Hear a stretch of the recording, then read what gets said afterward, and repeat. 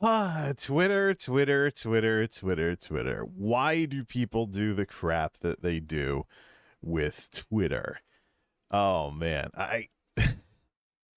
I'm looking at this. I'm not going to put it on the screen because it's crap. I'm looking at someone who is an MD that's acting like an angry small streamer, bragging, block, block, block, block, block. I mean, it's one thing when you have somebody with no background in content creation, or maybe the internet in general for that matter, putting up with crap on the internet for the first time that's going crazy like that. It's another thing when it is somebody who's supposed to be educated that is. There's an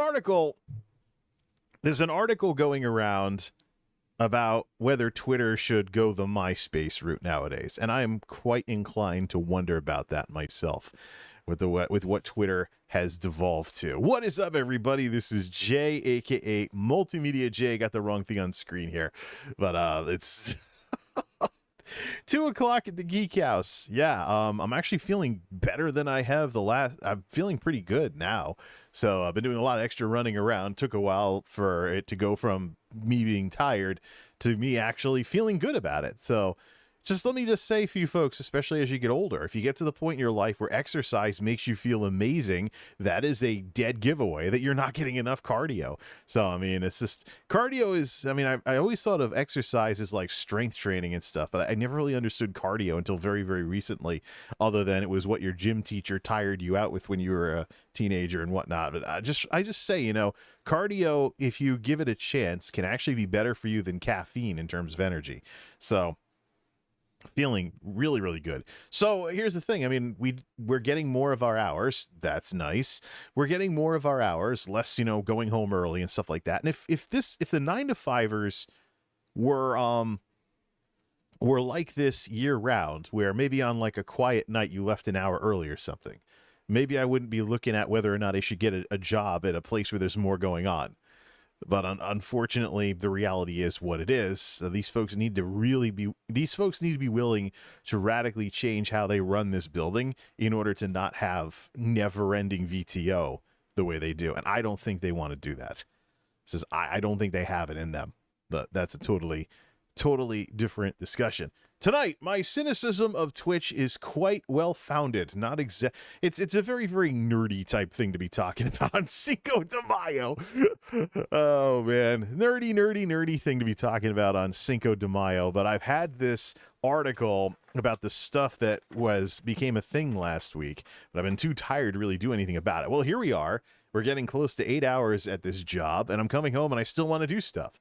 So I'm actually jumping out a leap of faith, so to speak, with this.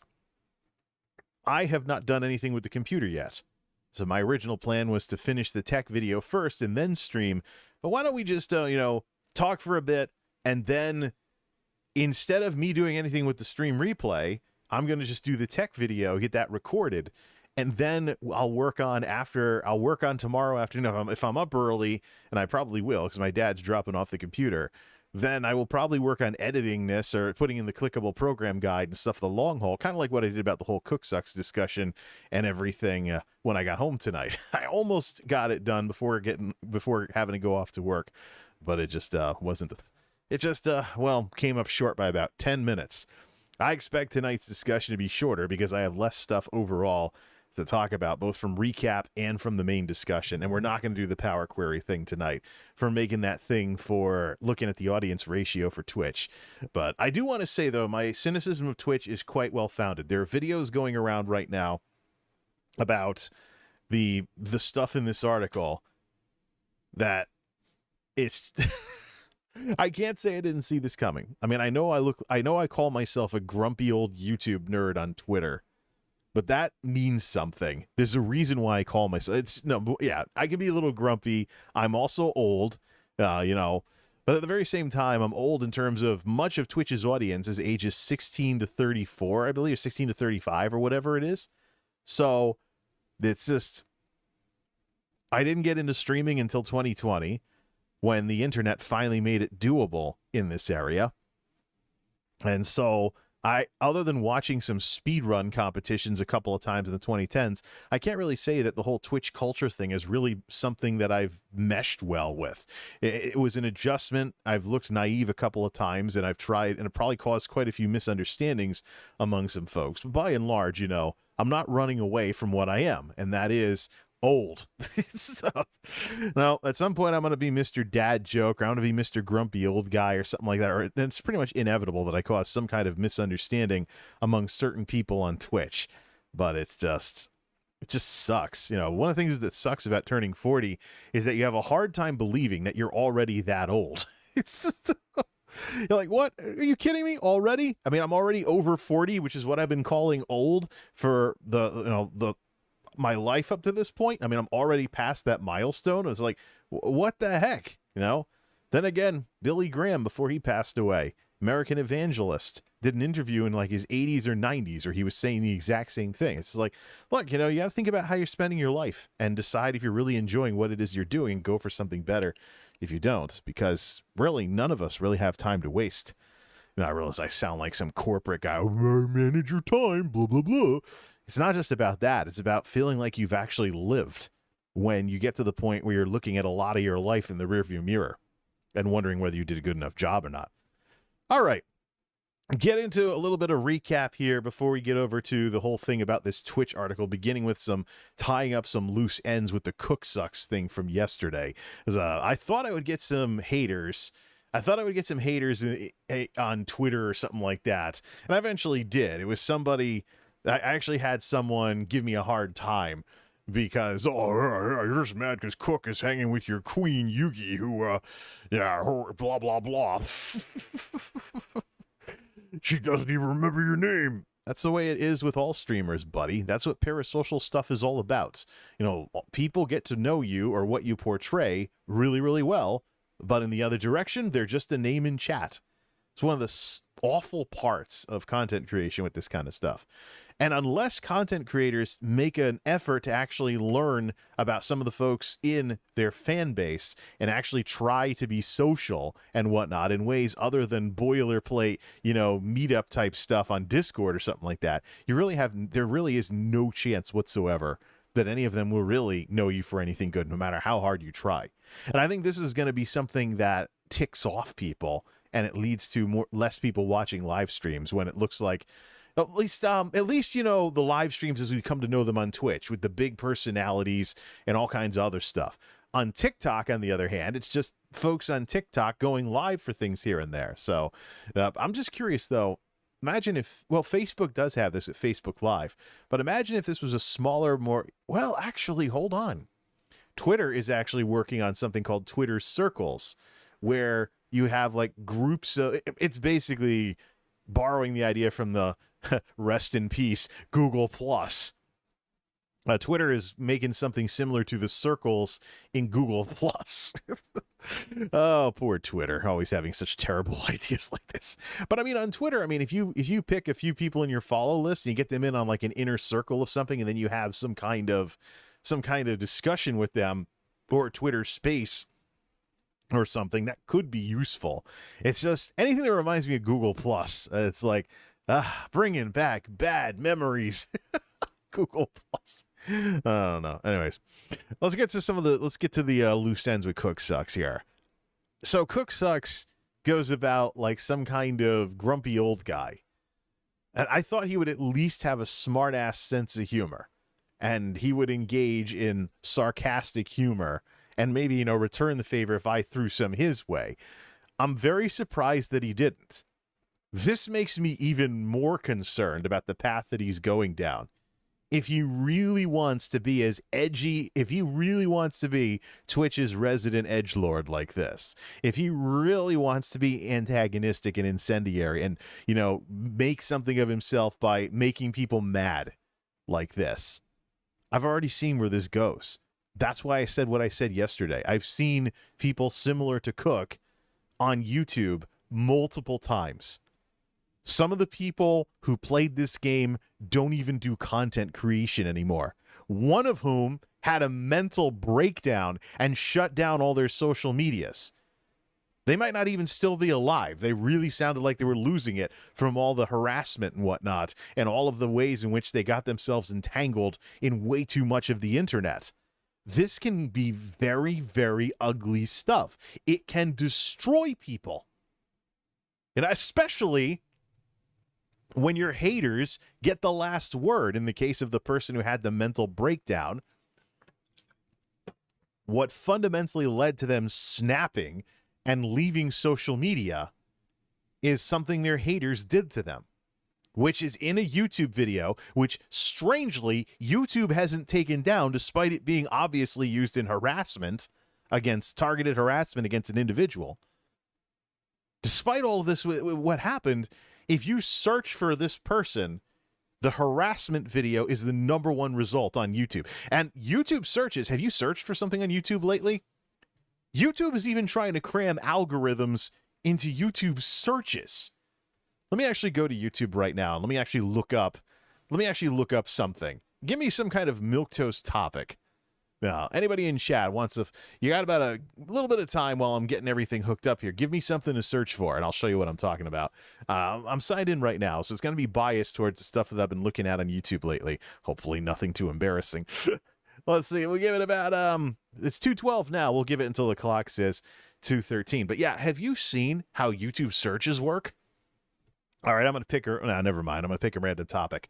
Let's look up that classic internet thing, like, say, not cats. That's too obvious. Let's do cute dogs in swimming pools. So, hot day, dog is, swimming around and stuff. Oh, this is so cute.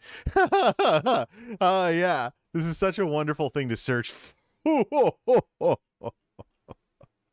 Oh, this is awesome. Yeah, please give me my browser mode, and let's link this up to Firefox.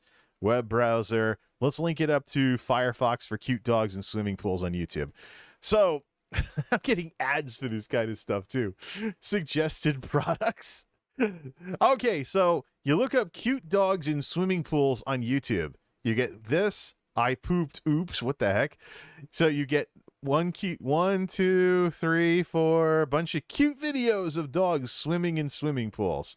And then you get back to the algorithm after only about a page of results. People also watched building Amazon's DIY pool, dog pool party, dog destroys owner's pool and floods the backyard. So at least it's searching for similar stuff here, but dogs specifically in swim. Finally, some YouTube shorts. But what I've been running into when I search for stuff on YouTube is that the search results don't let me dig very deep before they go back to the algorithm. So when you search for stuff on YouTube, you don't get very much chance to actually show up in the results, because after a tiny bit of scrolling, it's back to the algorithm. And then it's like scrolling through Instagram. The algorithm is just going to keep popping. I'm going to see if there's ever a bottom to this stuff. We got to the YouTube shorts. Yeah, building dog playground and building a mini swimming pool for dogs, cute cats and dogs, pool time, French bulldog and swimming pool, And it just gets like scrolling Instagram. The algorithm keeps trying to populate the more you scroll and stuff like that. What's this? Building a $1 million privet water slide swimming pool for summer. No dogs in the video at all. Checking out a swimming pool at Chase Field. Now we're into vlogs and stuff. So, YouTube, if you search for something, you only get a little bit of chance to be in the direct search results, and it's back to the algorithms. Typical YouTube algorithm stuff. So, if your haters drive you off of social media, and the first result if people search for you in YouTube's new search system is the hate video that drove you nuts and made you quit everything, that's bad. Let me actually go in here and let me actually see if that's still the case. Is it still result #1 if I search for this guy's old username? Yes, it is. Yep. It's all hate videos in the search results. Let me go to Microsoft Edge. And let me actually look for this former YouTuber. Students only. Save on ad-free YouTube with YouTube Premium. All right. Same thing. Same exact thing, except now it's result #2 instead of result #1. So that is what it looks like when you snap and go storming off of social media and your haters have the last word, and their last word tops the search results. So look, when it comes to negative content and playing the contrarian game, the reason why, number one, I've had some experience with it. I know it doesn't work. I know it causes nothing but problems in the long run. You'll gain more numbers, but at what cost?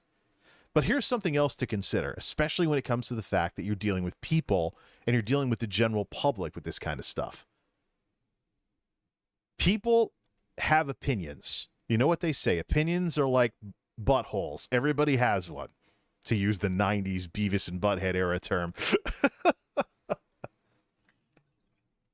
So because everybody has an opinion, it's going to be either positive or negative, sometimes neutral. But for the most part, people are going to like you or hate you once they find out about you and they learn a little bit about you or they see you doing something. I can tell you that people are so diverse in our world. People are so diverse that just by being yourself, without trying to make anybody dislike you, you're going to make people dislike you. Just by the law of averages. If you're out there saying something or doing something, even if you're not trying to make people mad, somebody's going to be mad at what you say. Not everybody in this world has to make sense. Learn some cluster B psychology to get some insights on that. There's people out there that are not going to make sense. They're not going to be rational. They're not going to be logical. They're not even going to care about facts if it hurts their feelings. There's a lot of that going on out there. And so you shouldn't be surprised when you run into it. But let me just say, just by being yourself, just by saying or doing anything, you are going to attract haters because of the law of averages. Not everybody's going to like you. And that's with you not even trying to make people mad. Now let's factor in when you make people mad. When you're actually doing everything you can to be incendiary. What do you think that's going to do? What kind of people do you think you're going to have watching you? And if you are known for this garbage, who do you think is going to want to collab with you when they smarten up to what your gimmick is? That's the issue I have. Particularly with the Cook Sucks Yugi collab. That's why I was cynical about it on Twitter. Yugi is a IRL streamer who got to nearly 1,000 concurrents, maybe past the 1,000 concurrent mark on Twitch, without even having moderators. She got to a very, very, very big size before she started looking at having moderation in her chat for the very first time. That's an accomplishment. That means that with what she was doing in 2019, 2020, she attracted nearly entirely a whole bunch of really good people. She did incredibly well growing a fan base. That's an accomplishment in today's internet. So to pair that up, and of course it's moderation nowadays, but to pair that up with somebody who's being as beta as possible and not even entertaining the idea of smart-ass humor, just being negative, negative, negative, and then dialing it up even more on Twitter. It doesn't make any sense. And furthermore, for this guy, I'm sorry I misunderstood him. I thought he'd be a grumpy old guy and he'd be a smartass about it, like George C. Scott playing Scrooge in the 1984 Scrooge movie. I don't think that's the case. I don't think that's the case at all. So what we're looking at here is a situation where somebody is in really going down a dark path. This is not going to be... Well, the thing is, he has an alibi. If he gets upset to the point where he quits streaming at age 42, 34, 45, whatever, he can be, oh, I'm 45 now. Well, I can call it a career with that. I mean, I've already seen content creators quit YouTube in their 40s, so it wouldn't be the first time. But he has an out, so to speak. But if you are inspired by this guy, if you're 20, 21, 22 years old, just started a YouTube channel, just made a Twitch account, whatever, If you're inspired by somebody who's like this, you need to understand somebody who's getting into this when they're older and only stays for a couple of years is not prescriptive for how you should be as a content creator if you want to be involved in this stuff for decades. Because go out of your way to make people mad and you will succeed. There's people out there that will get mad at you just for being yourself. Never mind actually trying to be incendiary. Don't walk that path, even if it makes you rich and famous. I can tell you right now, too, you can check Cook's numbers again in Sully Gnome to see this cautionary tale in action. Look at the meta that was in play when he shot up into regular thousands of concurrents. It is newfound success tied to the Thailand meta, which, by the way, this whole Thailand meta, I don't really agree with. I never really liked that term anyways. This whole Thailand thing with all these streamers going to Thailand, a lot of the reason is because a lot of them converged on Thailand because of relaxed COVID restrictions after Omicron started going into eclipse in certain parts of the world. So, it's a flash in the pan. If I take a look at the numbers here, especially when I get March involved, if I look at 99 streams on here, not going to put it on screen. I don't really want to billboard this guy any more than necessary because of the way he is. If we go back to March 2574, I'm looking at average concurrence here, but there's flirting with the 3,000 mark for some of this. Holy crap. Oh, 3282, there's one. Yeah. But if we put it on the graph and put it in, plot it out, let me look at the last 30 days. No, last 60 days is probably better. 30 days is too short. Give me 90 days. Pull a Devin Nash. So, yeah, it's not good. The peak was March. It's been steadily declining since. So if you have somebody who is just negative, at some point, he's got to ask himself what he has done with himself. Because, yeah, you can be antagonistic and grow an audience, but it's not going to be one that you're going to be able to handle. Seen it with so many YouTubers over the years. You just don't. Even people, trying to be another AVGN had the same problems. It's just crazy. So, yeah. If I misunderstood Cook Sucks with what he is and what he tries to be, if I misunderstood what this guy's all about, it's even worse than what I was talking about yesterday. It's even worse. So, what a mess. I'm going to stick with folks who are more constructive. And I hope he enjoys the success that he has, because this is the most he's going to see of it. Because I got news for you. A lot of these streamers are younger and less experienced in content creation. If they start thinking about how all of this works with demographics, or they start having demographic problems themselves, they're not going to want to collab, no matter how someone behaves, with somebody who courts negativity and toxicity, especially if they want some kind of constructive audience. Because, collabs are usually exchanges of audiences, so to speak. If you've got somebody who has people watching that are undesirable for your fan base, as in, negative and toxic and stuff, because that's what do you want that? Of course, there could also be kind of a vacuum effect, so to speak, where the most toxic people in the other fan bases are going to see somebody who is way more negative, way more beta, and way more affected by teasing and harassment, and switch over. So in a sense, it kind of sucks away all the toxicity. So in a sense, someone doing this sucks away all the toxicity, and their own fan base gets even worse. It's just, I'm just wondering when we have an Ice Poseidon level high-profile incident with this guy, and then what? Permaban from Twitch? That'll make him persona non grata. If he gets permaban from Twitch because of something like that, now he can't be in anybody else's streams on Twitch. It's going to be very awkward at best for him to have anything to do with any other Twitch streamers. So just because of the banned streamer rule. So no. If I'm wrong in this case, and he isn't like old smartass about things, it's actually a lot worse for him and anybody he associates with. And I really don't feel like watching yet another content creator self-destruct because of rudimentary stuff like I don't know, not going out of your way to piss people off. God. And I know someone's probably thinking of some big name drama tubers and stuff to name drop about all this. I don't feel like publicizing them either, because they have the same problem. They have the exact same problem. They attract negative people. It snowballs. And eventually you can't really do anything because, you know, the toxicity will just go with you anywhere, and that's what you're associated with. It's insane. And I've seen this before. It just did not start on Twitch for me.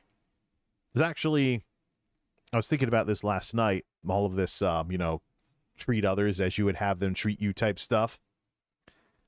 I was thinking about this last night, and I poked around on YouTube, and I went to the channel of a very, very toxic YouTuber who I instantly ban anybody who identifies as one of his fans. He's that bad.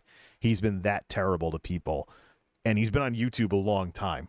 I'm surprised he hasn't gotten banned yet. But I went over and I saw, look, this guy, he didn't understand this when he was in his 20s. He's in his 40s in the 2000s. He's in his 40s. I think he's a little older than me. He's in his 40s in the 2020s now, and it's just horrible. You see this guy and you're like, that's what's left of this guy. And what does he actually have? Let me see what he actually has for, just shrink the text down a little. What does he actually have for activity on his channel anymore? Let's see. See here. Click this over here. Boink. Should have muted that. Let's mute this here. Let's see. Oh, 9 years ago he got that many views. Let me look at his most current uploads. All right. He doesn't even make videos anymore. He just streams no-cam video games to whatever's left of his toxic fan base. Oh, man. Oh, man. This is horrible. This is it. This is what happens when these people wash up. Yeah. Oh, finally, a real video. See. Well, his channel never grew to the size of more constructive YouTubers, and his views reflect that. So it's not just that he's a washed-up YouTuber.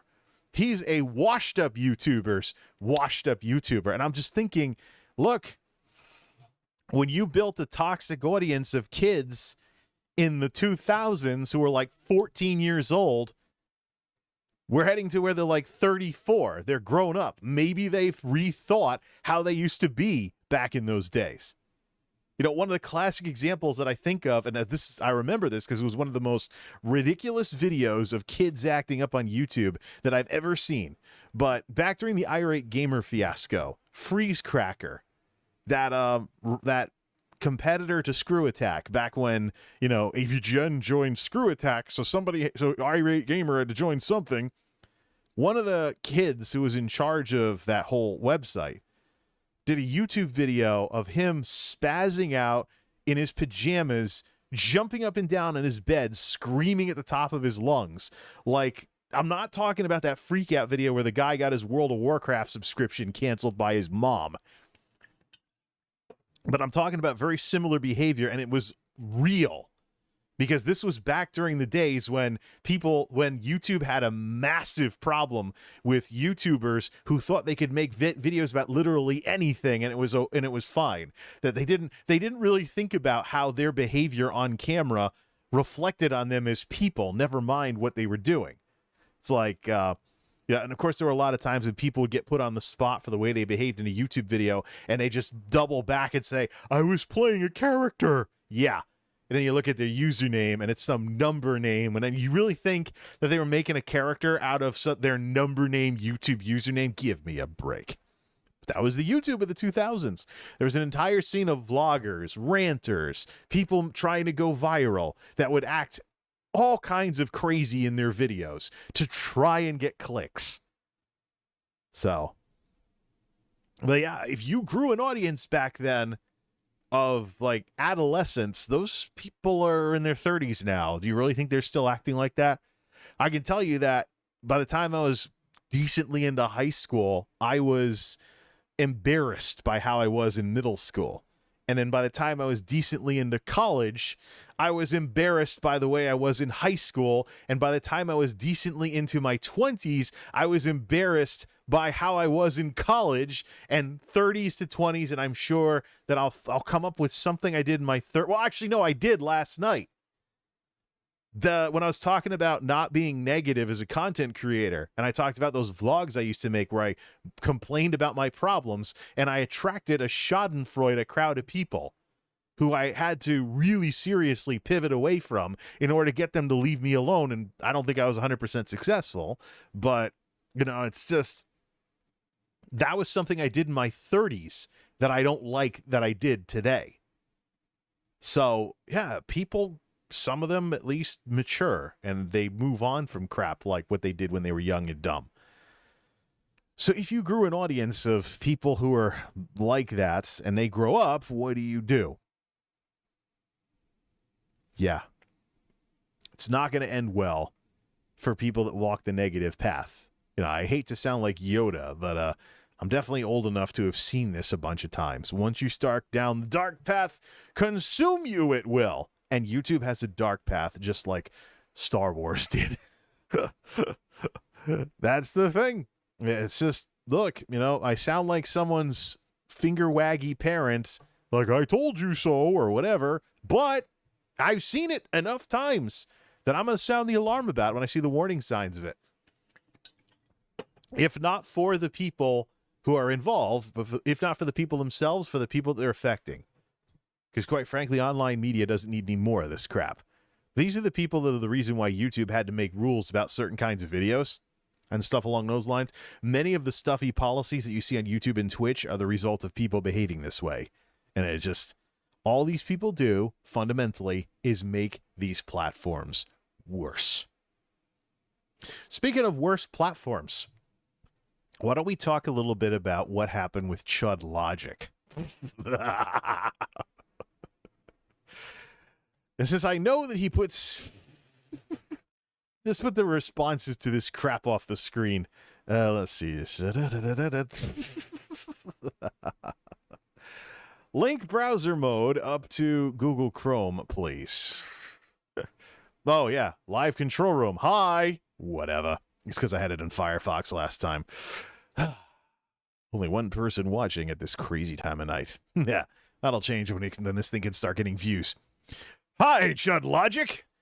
Twitch is committed to providing a community that is safe for everyone. As part of that, blah, blah, blah, blah, we've issued a community guideline strike and you are suspended, blah, blah, blah, blah, blah.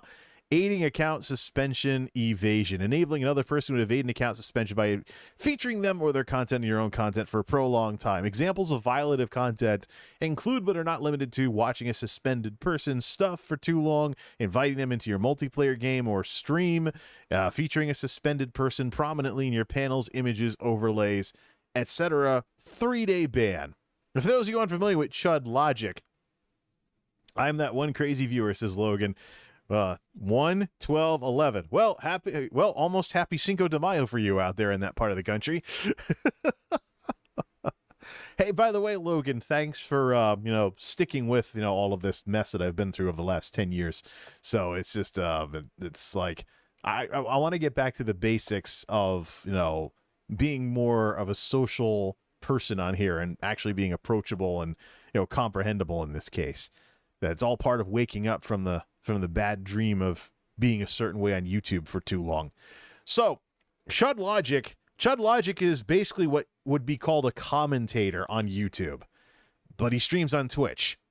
A British guy, has a very similar like talk radio sounding format, and he gets banned. He's like, oh yeah, I'm not going to be silenced. I'm going to stream on YouTube. So he's partnered on Twitch. Depends on what's in the contract in terms of whether he can stream on YouTube or not. The most basic Twitch contract for partners that I'm hearing about is similar to the affiliate contract. We just can't do both at once. But this right here, though, the reason why I'm focusing on ChudLogic, I mean, he's similar to Destiny. I think he's like more right-wing and stuff like that, so I really don't run in those circles. The big thing I have, though, with a lot of commentators who do Twitch streams, though, is that many of these big personalities are just edgelords. they're basically the descendants of the talk radio hosts who just want to make people mad in order to grow an audience. So it's just, again, the shock jock thing, again, negative content attracting negative people. You know, when you end up with too much schadenfreude in your audience, people, you know, getting off to other people's misfortunes. Now, this is part of the reason why this crap happens is, you know, who do you want to attract and who do you want to repulse? Answer those questions to determine what kind of experience you have, what kind of audience you have, and decide for yourself, would you rather have a good audience or a big audience, which is what we talked about last night. But ChudLogic has a very good setup. He sounds like a British radio host. He actually has his settings dialed in better than I do. I think I could actually use Logitech G to turn on the right filters for this thing to make it sound more like a broadcaster, but I've tried that and I just haven't gotten the results that I'm looking for with those presets. It also made me sound underwater too much from too much processing, so I might need more analog equipment to get that sound I'm looking for. But for now, we'll stick with Blue Yeti Nano and the basic stuff in OBS, and let people add some bass if they want to bass me up a bit here. Bass, I meant BASS, by the way. I understand the term based means someone likes what you say nowadays, but basing used to be a term referring to cocaine use, I believe, or something like that. So it used to be a drug reference. Why are people like, based opinion? Why did we turn a drug reference into like, thumbs up, dude? All right. So ChudLogic does commentaries with like no face camera and just like radio-ish style stuff. I took a look at his YouTube videos, which are usually stream highlights converted into YouTube videos. So that's actually how I found out about ChudLogic. Was I was searching for something on YouTube and one of his commentaries showed up in the results. Forgot what the issue even was. There's some kind of controversy. We're talking about an edgelord commentator here. But drinks. ChudLogic. I went and looked at his YouTube channel. I think he was watching Destiny, who is a perma-banned streamer on Twitch. So what we have here is a lot of examples of things I hate about the banned streamer rule. The banned streamer rule by itself is reason for me not to be a Twitch streamer. Because if you want to be anybody in online media, you don't want to risk getting banned on Twitch. I have half a mind to just blank the content completely off of my Twitch channel and just have it as a placeholder, essentially. Because it's just, the more I learn about Twitch and the more experience I get with Twitch's ecosystems, the less I want to stream there, despite them being an established gaming brand of sorts. Just, I've seen too much crap to really want to do any of this type, to really want to be involved much there. I know I sound like an elitist who's like, YouTube is better than Twitch. I'm an old YouTuber. I should know. Well, I am an old YouTuber, and I do know. But I've been flying by the seat of my pants learning this stuff since I started doing stuff seriously on Twitch 2 years ago, and then stopped because it sucked that much. And then Twitch just kept landing in the news, problems, all the stuff people are upset with the platform for, and then the numbers told me a different story as well, especially as YouTube and Facebook have worked to get their act together. And then we also can talk about Instagram and TikTok and other platforms that are incorporating live streaming into their existing ecosystems. Twitch is going to be an outlier as a streamer platform sooner rather than later. There's going to be a situation where most of the streaming you see going on in the next couple of years is basically part of something else. The platform wasn't built specifically for streaming. Twitch will be the wild card in that case. I agree with Devin Nash. Twitch is going to end up as very, very niche. They're having their moment in the sun right now where they seem like they could be going towards being a mainstream platform, but they're not going to get there. It's got to eventually get to the point where you only go to Twitch if you specifically like Twitch and its internal inside baseball type jokes or gaming. But I think even the gaming might wither away, and most of what we're going to have is basically what it's like to be in Twitch culture or whatever. And even that is going to be for younger people that are in the audience for Twitch. Most of the audience is 16 to 34. I think that's going to get even bigger. It's totally turning into a kiddie platform these days, especially with people that just are too stupid to realize how stuff like this will affect you. So here's the thing, though. I don't care what the history is of the banned streamer rule on Twitch. This type of stuff, like what happened to ChudLogic, is a wonderful example of how Twitch has no chance of being a major comprehensive platform. They're going to be a niche streaming platform. That's all they're ever going to be. Gaming specifically. They have expansion categories much in the same way that if you go to, much in the same way that if you go to like an outdoor store, you can technically buy food there if you buy like freeze-dried camping food and stuff, like survival rations. But you wouldn't go doing your grocery shopping at like Runnings or something. Or Tractor Supply or one of those out in the country type stores. No. You wouldn't do your grocery. You wouldn't call it doing your grocery shopping if you bought a bunch of survival rations, freeze-dried survival food from your outdoor store instead of going to the supermarket.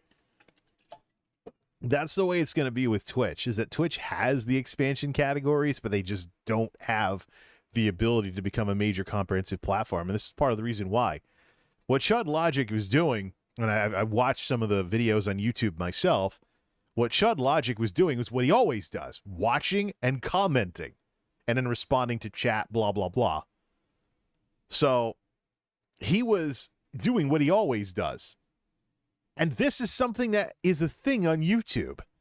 Someone's banned from Twitch. Whoop-de-doo. We're going to talk about them. There's even an entire group of drama tubers and other YouTube commentators who talk about everything Twitch streamers talk about a week or two later. If there's hot news regarding Twitch, you can expect a group of commentators to cover it first, and then when the group of YouTubers who are routinely 2 weeks behind get to it, you'll see their videos a week or two down the road. But commentary is content. I can't emphasize this enough. And I'm not just saying this because I'm essentially a commentary guy myself, opining on things, the radio style podcast, even throwing in my opinions in tech videos. Yeah, it's just, no. Commentary is content. If something happens with a Twitch streamer who's banned, talking about it is content. Not everybody who does this is maliciously trying to help someone evade a suspension. This right here is a fundamental difference between Twitch and YouTube. And a wonderful example of why Twitch will never, ever be a comprehensive platform like YouTube and Facebook. Never. It can't happen.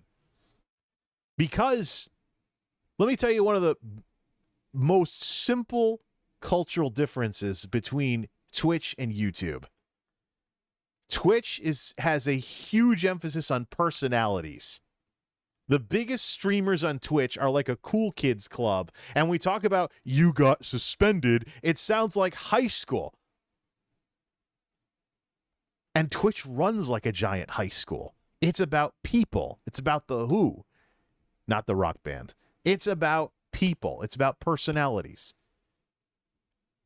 YouTube, however, has entire genres of videos, including video essays, huge videos, like almost an hour or hour plus long videos talking about topics in depth, where videos and entire channels can be about the what. It's not tied to a specific person. If you get too personal and unprofessional, you cannot be what YouTube is. And that's exactly what this banned streamer thing is. Shrunk it. There we go. And that's exactly what this banned streamer thing is. The banned streamer rule, besides being something that should scare smart people away from streaming on Twitch, because if you become a banned streamer on Twitch, you can't be anything among Twitch streamers because they can have this happen to them.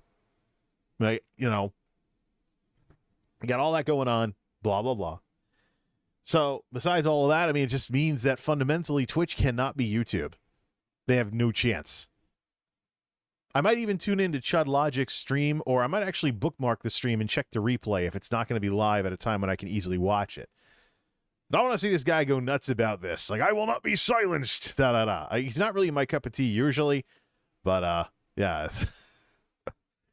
Yep. Oh yeah. One more thing before we move on from this. Let's also not forget one of the other reasons why I'm not a Twitch streamer is because Twitch has favoritism towards larger streamers. So ChudLogic, if he was talking about Destiny, if that's what this was about, and Twitch is professionally mum about saying the very specific reason why someone was helping someone ban evade or whatever. You know, many of these terms, by the way, are terms you only hear among hotheads on Twitch anyways. But, so let's assume that it's because ChudLogic was talking about Destiny. What kind of numbers did this guy pull, I should say, before he was banned? I think I've only seen him at triple digits the few times I've tuned in. Chud, yeah, I've mostly seen his YouTube videos, but I think I've blacklisted his channel because YouTube started absolutely flooding me with videos of him commenting on stuff. And most of the topics he talks about are not things I really follow a lot, and I'm not looking for incendiary edgelord rhetoric here. All right, looks like he's solid with triple-digit concurrence, hanging around the 400 mark. Yeah, so it's sad that there's some people on Twitch who would call him a small streamer with triple-digit concurrence. The truth is, by the time you're getting to triple-digit concurrence, you're actually a kind of a big deal. You know, just Twitch, when you consider the platform size and everything else, it's like, even if you get like high 2-digit concurrence, you're doing better than a lot of the people on the platform. So, but here's the thing. ChudLogic gets banned for this. Asmongold has been angry about the banned streamer rule and stuff like this. He's talked about Ice Poseidon, for Pete's sake, who should be absolute persona non grata on Twitch, but at this point. And he's actually criticized Twitch, been cynical towards Twitch, specifically for these double standards. What we have here also, because of the numbers involved, is yet another example of smaller creators on Twitch being treated like complete trash. And we've talked about this before, the favoritism towards large streamers that Twitch regularly shows. We've talked about a situation where an off-color joke gets someone indefinitely suspended who is a two-digit Twitch affiliate, and they end up getting they got their account back several months later after the bureaucracy finally did something, sort of. They spend months in this state as a persona non grata banned streamer on Twitch because of an off-color joke that was interpreted as a threat. And then that infamous incident where I saw a Twitch ambassador with 4-digit concurrence threaten someone in their chat on stream, literally say that they would kill them. Nothing. And they're still a Twitch ambassador. That is the favoritism of Twitch in action. So, ChudLogic, 3-digit concurrence, this happens. What do you think's going to happen to you? What more needs to be said? I think I'm actually going to take a look at this. I'm going to take a look at this stuff, and I'm going to see his stream and see how much this guy rip-roars about Twitch. But I do applaud him for just switching to YouTube streaming while banned. Maybe you should make it permanent. With what ChudLogic does, he should probably just bring everything in-house on YouTube. Don't even know what he'd want to use Twitch for at this point. But it's like I say in the title, my cynicism towards Twitch is very well founded, and this ChudLogic thing was a wonderful example of this nonsense in action. Let's try and simmer down a bit. Good luck with that. Play some jazz music, have a nice little intermission here, and we can finally talk about this darn article when we get back. You know, I make fun of YouTubers being behind the curve, and here I am. YouTuber who's behind the curve. But hey, I had to talk about this sometime. Just had to wait for a night when I wasn't tired as all heck. 250 at the Geek House. I think I can actually go and get the get the E-Machine finished after this too. But we need to make some tracks here, so let's go.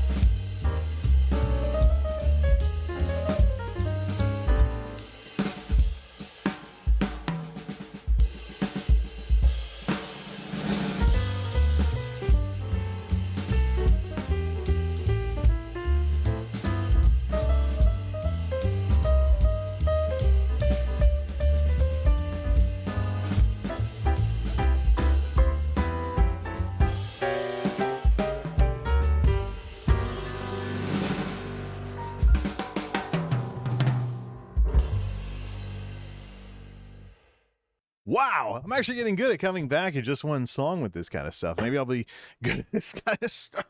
Good, because I need to get this done quickly and stuff like that, because I want to actually finish the tech video tonight, because the Lenovo is coming technically later today.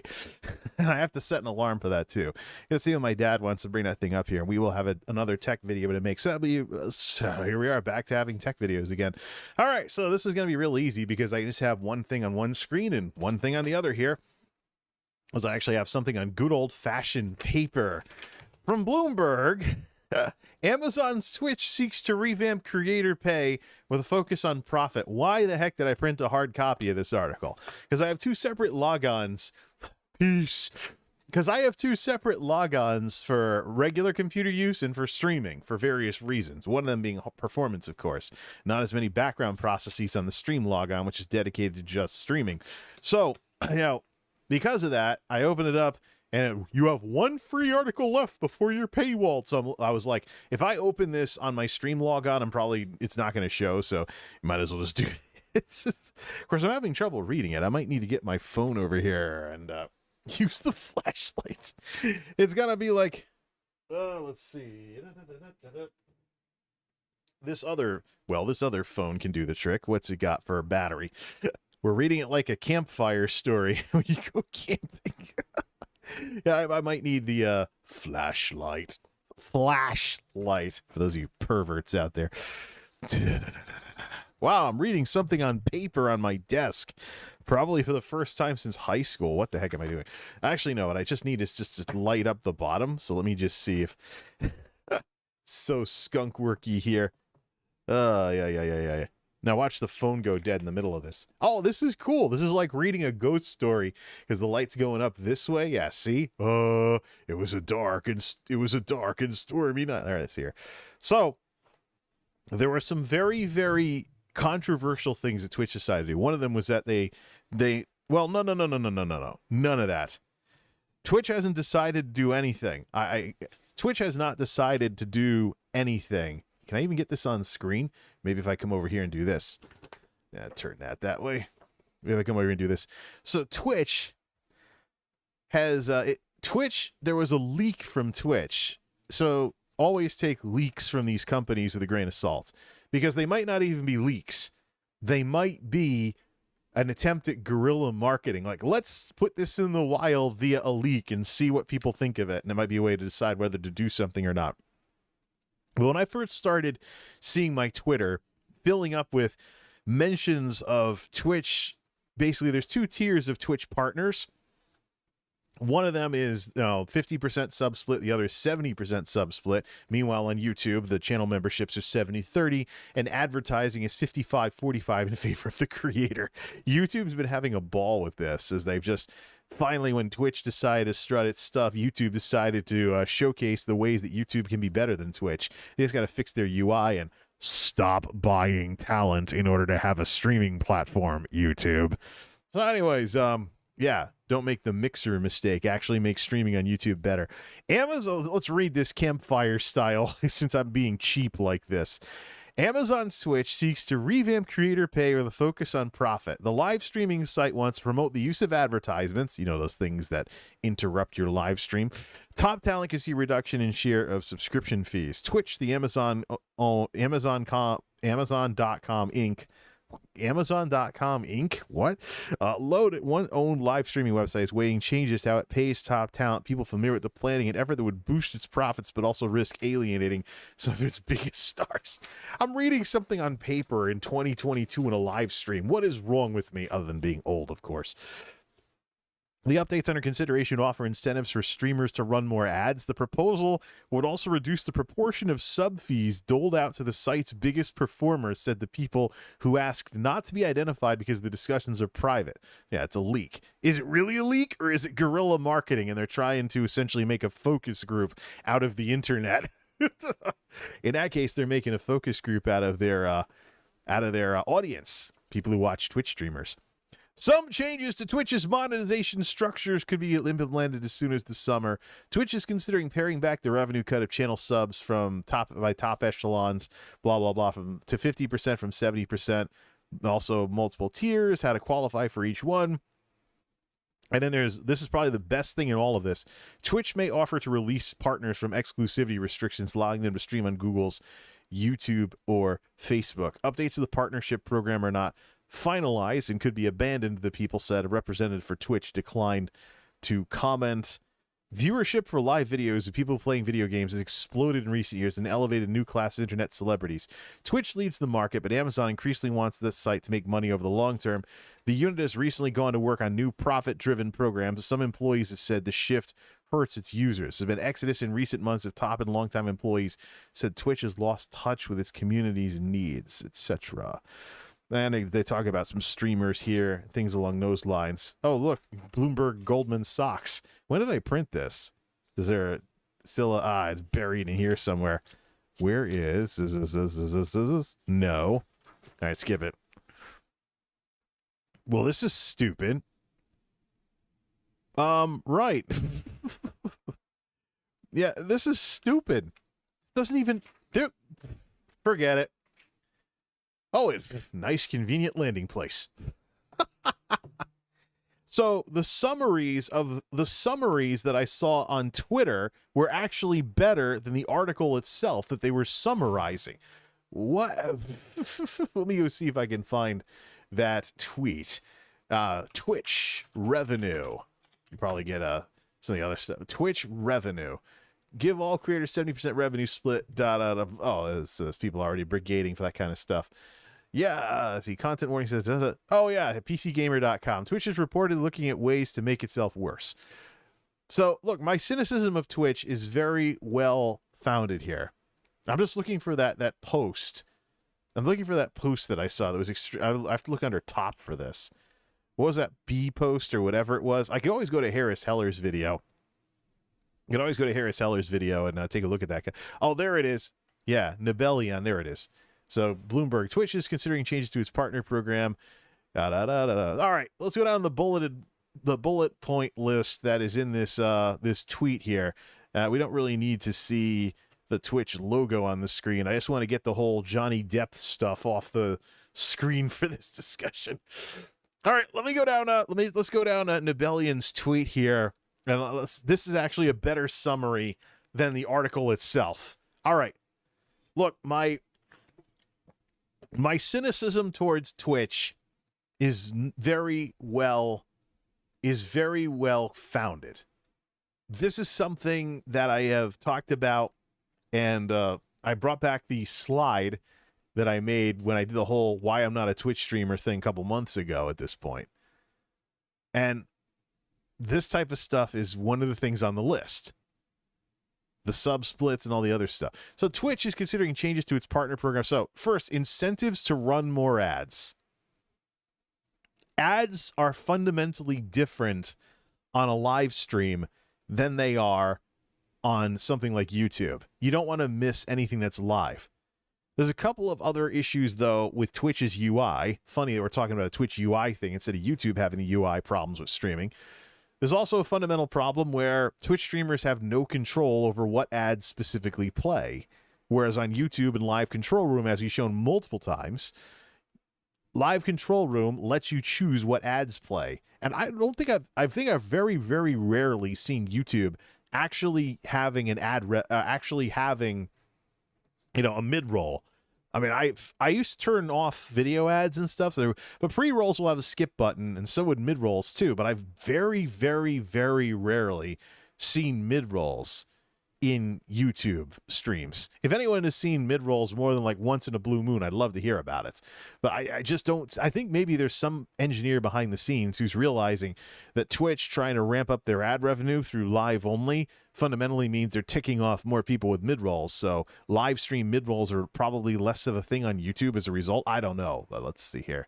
So incentives for more ads. The thing is, though, we know people don't like ads. And at the same time, fundamentally, the ad system on Twitch with its flat CPMs is just rubbish. It's like, it's a sort of thing like I talk about the Twitch Bowl effect and how Twitch takes advantage. I have the Twitch Bowl effect, and I talk about how Twitch takes advantage of stuff that their own streamers don't even know. Like when you've never worked with a platform before, the ability to get a flat CPM per X amount of impressions is going to sound amazing until you go to YouTube and learn about dynamic CPMs. And then, of course, the ads split on YouTube as well. But and it's very transparent about it and stuff like that. But the thing is, though, it's just a different world when you have ads. And also Twitch, if you go to twitchadvertising.tv, sells the unskippable nature of their ads as one of the ways to get advertisers on the platform. So fundamentally, Twitch, by and large, if ads are a problem on Twitch, particularly with the mid-rolls thing, and also with things in the partner contracts for minimum ad density and stuff along those lines, as well as the Twitch ad scheduler. Look, Twitch designed their broken system that makes it a miserable viewing experience, that inspires the programmers of the purple ad blocker and other ad blockers for Twitch, just so streamers' own fans, if they can't afford to stay subbed or whatever, just so or do they want to buy Twitch Turbo, just so streamers' own fans can actually follow their favorite streamers. But the ads thing on Twitch, look, a lot of it is the design. The ads are unskippable, and that's a selling point to advertisers. The ads are unskippable, and that's a selling point to the advertisers there. Also, the mid-rolls thing, sneaking mid-rolls in through Twitch ad scheduler, and then streamers not running their streams like a TV show and planning out those ad breaks. Just more and more crap. And now Twitch wants to incentivize more ads. The revenue split just makes me wonder if Twitch really wants to be known as the worst in the business with this. So you're talking about, but this isn't, there's only a small amount of Twitch partners that were in that 70% bracket in the first place. And I don't even think Twitch was handing out new splits like that.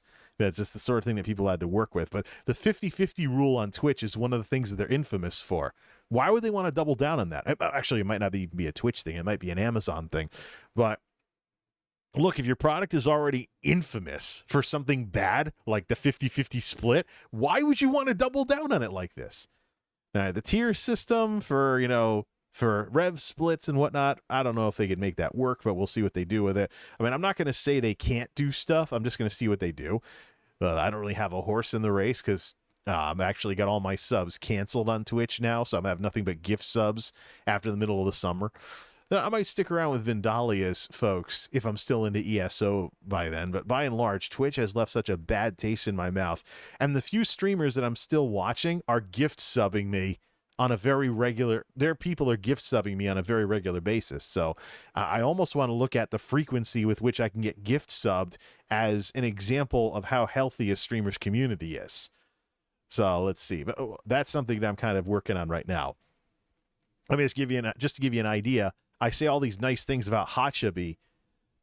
The majority of the time that I've been subscribed to the majority of the time that I've been following Hachu's streams, her people have given me a gift sub somewhere along the line. So it's Tiongi's been doing that quite a bit recently, but I did tier 1 for a bit with no Twitch Prime available. Tiongi did that. Twitch. Tiongi actually had that too, but I actually did a tier 1 for 3 months and then canceled it. But by and large, we're almost down to basically nothing going on. Of course, I could just have Vendalia be the sole Twitch Prime recipient and whatnot, as long as she doesn't get like these Twitch streamers that are deadpanning using a Twitch Prime. There actually are streamers with less or no alerts for using Twitch Prime, as if they're just. I'm just like, how entitled can you get as a streamer when you get like this? Same thing with the streamers that don't even acknowledge you unless you're a tier 3 or if you're an oiler. If you're one of the top oilers, they might actually say something to you. It's just like, it's just crazy here. I know it's part of trying to make money and things like that, but part of the reason why you get an audience that eventually gives you the visibility to be noticed by the oilers and the people that could do tier 3 is because of the normies or whatever you want to call them. That's why I said normie is such a bad thing in Twitch culture. Don't make fun of the people that essentially get you the audience you need to get somewhere. It's like, where's the disconnect here? But yeah, the exclusivity is probably the best part of all of this because Twitch is the sole platform that does that. Of course, that information from 2020. I could always look at YouTube and Facebook, and I'm not talking about like special contracts. I'm talking about you go into their monetization program and you're not held back by your own platform here. Changes could be implemented this summer. Well, I guess this was shorter than I thought it would be. So, considering I printed the hard copy and considering it sat there as long as it did, I really don't think it was worth it. I don't think it was worth the paper, but the paper I have for my printer is from 2005, and I still haven't gotten through those cases of paper yet. So, yeah, I guess, the whole thing with the whole normies thing would be a good topic to close on here, but it's just this. Now, we talked last night about how if you have a $20 an hour warehouse job, aka a dumb job around here, etc., regular job, 9 to 5, whatever, it's the equivalent of having like 1,200 subs on Twitch because of that 50-50 rule. So and you think about how good can you really do on Twitch? Can you really get up that high? I mean, just look at the numbers involved. Little wonder streaming is creating the mental health crisis that it's creating when you have all these people that are caught up in it, and it's turning into what back in the 80s movies like Wall Street would call a racket of sorts. But imagine spending the best years of your 20s grinding on Twitch and then starting to have second thoughts and then seeing the numbers become what they are. And then wondering, how perishable the enjoyment of streams is versus videos. Would I have been better off making videos instead of live streaming everywhere? I mean, the cognitive dissonance must be astronomical with some of these streamers. When they get a couple of years in, they start thinking, what could I have done with the times when I was younger and prettier on camera versus what I have done? That's ugly. Oh, yes. Well, matter of fact, why don't we close with that slide that I made and just reiterate all the points all these months later. Switch back to Chrome, please. Let me into my media catalog. Let me into my media catalog here. And let me go over the reasons why I'm not a Twitch streamer. because my cynicism is well founded. How does this all It's not quite big enough to display properly on here now. Oh, let me see the web browser. Oh, according to this. Ah, okay. So can I do like Alt or something, make it bigger? Oh, that's the overlays that I'm hitting here. Let's see here. Okay, there's the web browser. There's the web browser. Let me just hit the Alt thing here. Let's see. There we go. Why I'm not a Twitch streamer. All right, let's go over this crap once again. Man, Twitch is... it'd be better if I could get my pointer in here too. All right. Twitch is smaller than YouTube. Doesn't even place on Statista's top social media platforms by active users. Twitch doubles down on live streaming only and all of streaming's drawbacks, with the emphasis on monetization with live streaming, which we know eats into the enjoyability of streams when you start throwing in more ads in a live environment versus watching a video on YouTube. This is just Twitch doing more of the same. Ban streamer rule. We saw it ChudLogic earlier, of course. The minute you get banned on Twitch, you become persona non grata on the entire platform, and streamers have to pretend you don't exist. It can't mention you in streams or anything, or else they run the risk of what happened at ChudLogic. YouTube is more professional than Twitch and less emotional. We've seen that with the banned streamer crap that's been going on here. But also at the same time, why does it seem like Twitch is such a magnet for people who are overly emotional about the dumbest of things? Another thing I've seen on Twitter is a revival of the argument about don't call out lurkers in your chat. Like, really? Yeah, we're gonna start a big Twitter storm about someone said hello to you in a Twitch stream because they looked in their publicly viewable list of who the chat participants are and did a few shout outs. Are you kidding me? Favoritism with discipline and TOS. We saw it earlier with the Chud thing. Intermingling with far-left politics, no respect for established creators. You start over when you go to Twitch, and you don't get anywhere when you go to Twitch. And I've seen YouTubers barely make it into Twitch affiliate with that kind of stuff. No way to skip straight to it and stuff. Twitch's audience skews younger, ASS, angry small streamers. Although, as we've seen recently, not all angry streamers are small. Twitch affiliate sucks versus YouTube partner, and some think it's good. Flat CPMs, anybody? Encourages bad content via a culture that shuns proper show flow. This also includes, of course, the streaming hour requirements that exist in the I'm blocking it a bit here.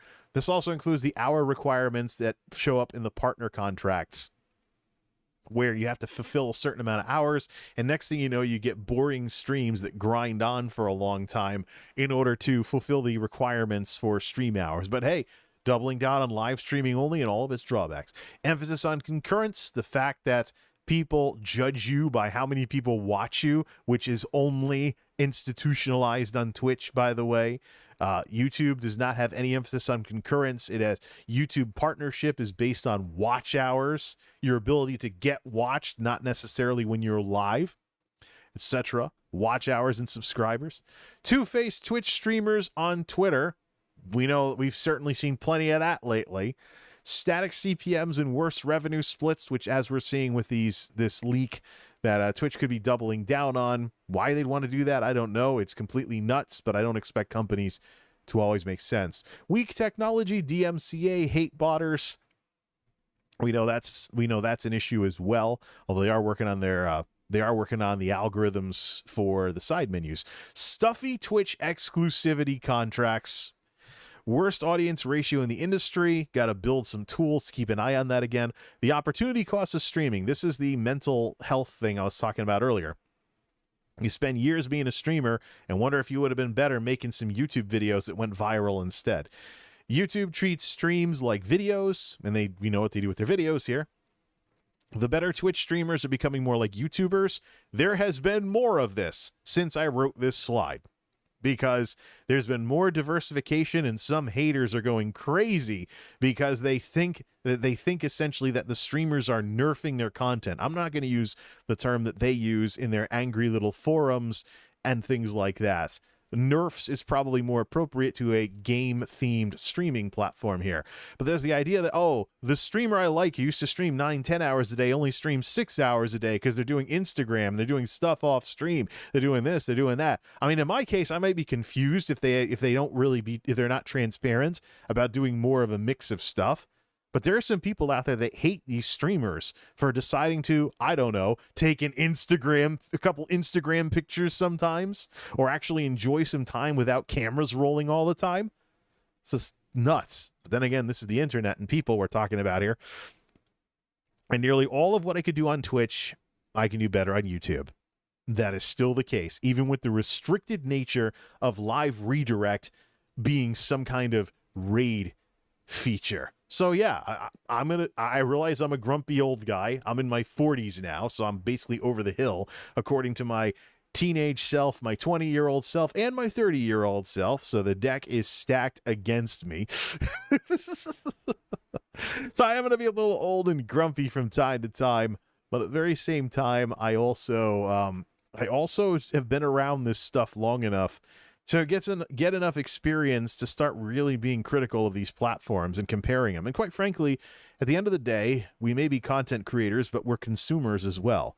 We got to shop for the best deal. If in terms of a content home, or whether you multi-stream or whatever, I have my issues with multi-streaming, by the way. I don't really support the idea.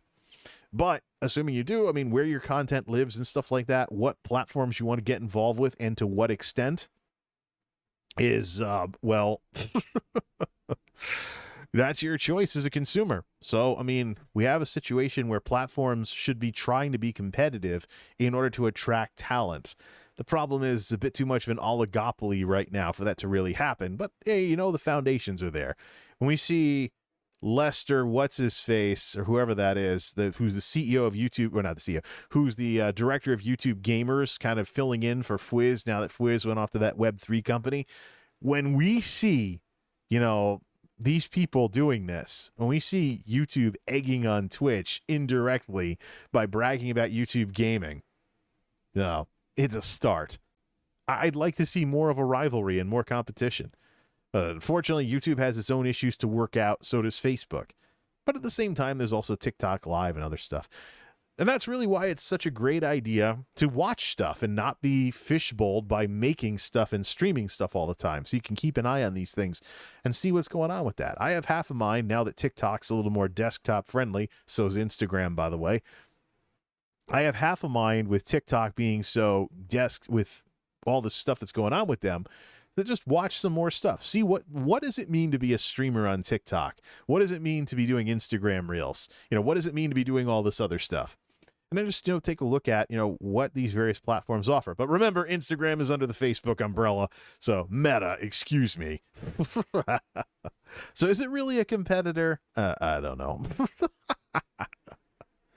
That's business talk that we can have some other day here. 3:18 at the Geek House. I'm going to chill for a bit and get the video recorded because that computer needs to go. And it needs to go before I call it a morning. And I have to call it a morning soon so I can get up for whenever my dad stops by to drop off the Lenovo. And then we will have a very techie, nerdy weekend. Let's also get this, another near hour and a half chat stream. Well, shorter than the other ones we've been doing, but we were stuck at this for a while now. I don't know. Yeah. My cynicism for Twitch is quite well-founded, and quite frankly, people need to be open-minded enough to understand why. Till next time, this is MultimediaJay signing off. Thanks for stopping by.